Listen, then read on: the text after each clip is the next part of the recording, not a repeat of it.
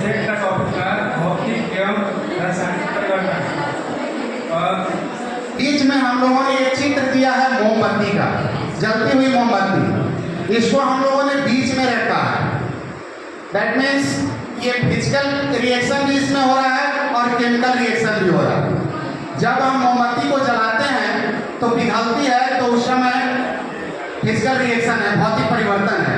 लेकिन वही पिघलने के बाद जल जाती है, तो जलने के बाद उसमें रासायनिक परिवर्तन होता है। एक्सप्लेन किया।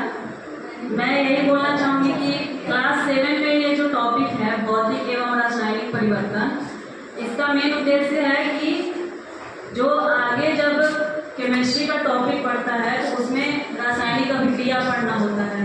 रासायनिक अभिक्रिया के बाद नए पदार्थों का निर्माण होता है, उसमें अणु होते हैं, परमाणु होते हैं, उनके बीच क्या केमिकल रिएक्शन होता है, वो बच्चे आगे कैसे समझेंगे? जब उनका बेसिक मजबूत होगा तभी समझ पाएंगे।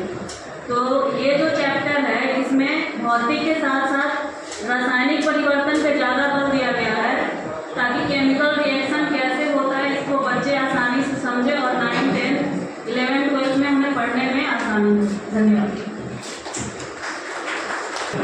मेरा नाम मोहम्मद अफर साबित है। मैं मुकामी मध्य विद्यालय मैनपुरा में पढ़ाता हूँ। आज हम लोग का प्रोजेक्ट का टॉपिक था भौतिक एवं रासायनिक परिवर्तन।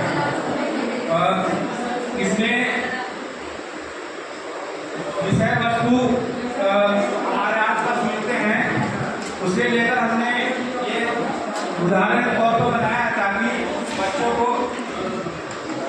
बच्चों को ये आसानी से समझ में आ जाए कि कौन सा पदार्थ कैसे भौतिक और कैसे रासायनिक परिवर्तन होता है।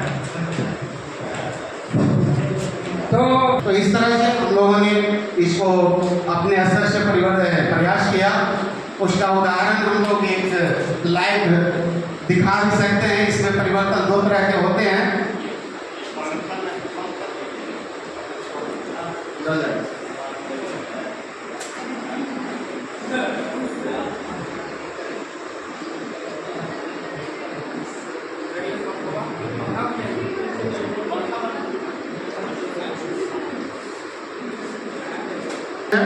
कि जब ये मोमबत्ती पिघल रही है, इस पिघले हुए द्रव को अगर हम संरक्षित कर सकें तो पुनः इससे मोमबत्ती प्राप्त की जा सकती है।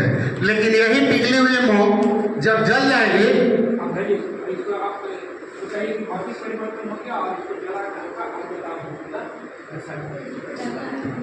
हाँ, तो ये इसमें दोनों परिवर्तन हो रहे हैं, भौतिक परिवर्तन और रासायनिक परिवर्तन। इसीलिए हम लोगों ने चित्र के माध्यम से इसको दर्शाने की कोशिश किया था।